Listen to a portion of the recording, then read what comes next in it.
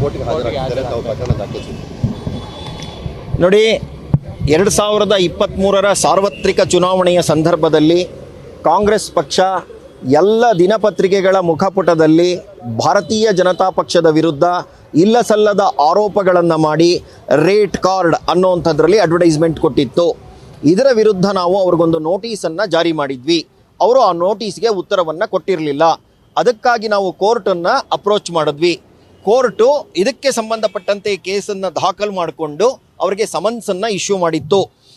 ಮೊದಲನೇ ಬಾರಿ summons issue ಮಾಡಿದಾಗ ಅವರು ನಾವು ತುಂಬ ಬ್ಯುಸಿ ಇದ್ದೀವಿ, ಚುನಾವಣೆಯಲ್ಲಿದ್ದೀವಿ ಅನ್ನೋಂಥ ಕಾರಣಕ್ಕೆ ದಿನಾಂಕವನ್ನು ತಗೊಂಡಿದ್ರು. ಇದೇ ತಿಂಗಳು 1ನೇ ತಾರೀಕು ಸಿದ್ದರಾಮಯ್ಯನವರು, DK ಶಿವಕುಮಾರ್ ಅವರು, ರಾಹುಲ್ ಗಾಂಧಿಯವರು ಈ ಕೇಸ್ನಲ್ಲಿ ಅಪಿಯರ್ ಆಗಬೇಕಾಗಿತ್ತು.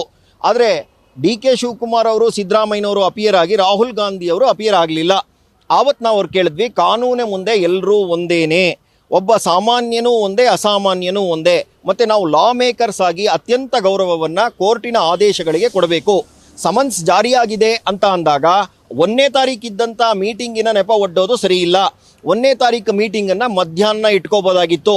ಬೆಳಿಗ್ಗೆ ಅವರು ಸ್ಪೆಷಲ್ ಫ್ಲೈಟಲ್ಲಿ ಕೂಡ ಬರಬಹುದಾಗಿತ್ತು. ಚುನಾವಣಾ ಸಂದರ್ಭದಲ್ಲಿ ಸ್ಪೆಷಲ್ ಫ್ಲೈಟಲ್ಲಿ ಹೇಗೆ ಓಡಾಡ್ತಾ ಇದ್ರೋ, ಕೋರ್ಟ್ ಬಂದು ಇದೇ ಅಂದಿದ್ದ ದಿನವೂ ಸ್ಪೆಷಲ್ ಫ್ಲೈಟಲ್ಲಿ ಬಂದು ಅಪಿಯರ್ ಆಗಿ ಮಧ್ಯಾಹ್ನ ಮೀಟಿಂಗ್ ಅಟೆಂಡ್ ಆಗ್ಬೋದಾಗಿತ್ತು. ಹಾಗಾಗಿ ನಾವು ಅವತ್ತು ಅವ್ರನ್ನ ಕೇಳ್ಕೊಂಡಿದ್ವಿ, ನೋಡಿ ಅವ್ರು ಕೊಡ್ತಾ ಇರೋವಂಥ ರೀಸನಿಂಗ್ ಸರಿ ಇಲ್ಲ, ಮತ್ತು ಉತ್ತರ ಪ್ರದೇಶದ ಚುನಾವಣೆ ಇದೆ ಅಂತ ಹೇಳಿದರು. ರೆಪ್ರೆಸೆಂಟೇಟಿವ್ಸ್ ಆಫ್ ಪೀಪಲ್ ಆ್ಯಕ್ಟಲ್ಲಿ ಚುನಾವಣೆಯಲ್ಲಿ ನಾನು ಮತದಾರ ಆಗಿಲ್ಲದೆ ಇದ್ದರೆ ಆ ಕ್ಷೇತ್ರದಲ್ಲಿ ಇರೋ ಹಾಗೆ ಇಲ್ಲ. ರಾಯ್ಬರೇಲಿಯ ಚುನಾವಣೆ ಮುಗಿದೋಗಿತ್ತು. ಅದನ್ನು ಆದ ನಂತರನೂ ಕೂಡ ರಾಹುಲ್ ಗಾಂಧಿ ಅವರಿಗೆ ಉತ್ತರ ಪ್ರದೇಶದಲ್ಲಿ ಏನೂ ಕೆಲಸ ಇರಲಿಲ್ಲ.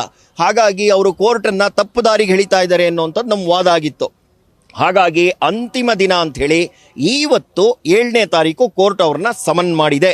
ಅವರು ಕೋರ್ಟ್ ಮುಂದೆ ಹಾಜರಾಗಿ ತಮ್ಮ ಹೇಳಿಕೆಯನ್ನು ದಾಖಲು ಮಾಡಬೇಕು. ನೋಡಿ, ಪ್ರಕರಣ ತುಂಬ ಗಂಭೀರವಾಗಿದೆ. ಯಾವುದೇ ಪುರಾವೆಗಳಿಲ್ಲದೆ ದೊಡ್ಡ ದೊಡ್ಡ ಜಾಹೀರಾತುಗಳನ್ನು ಎಲ್ಲ ದಿನಪತ್ರಿಕೆಗಳಲ್ಲಿ ಕಾಂಗ್ರೆಸ್ ಪಕ್ಷ ಕೊಟ್ಟಿದೆ.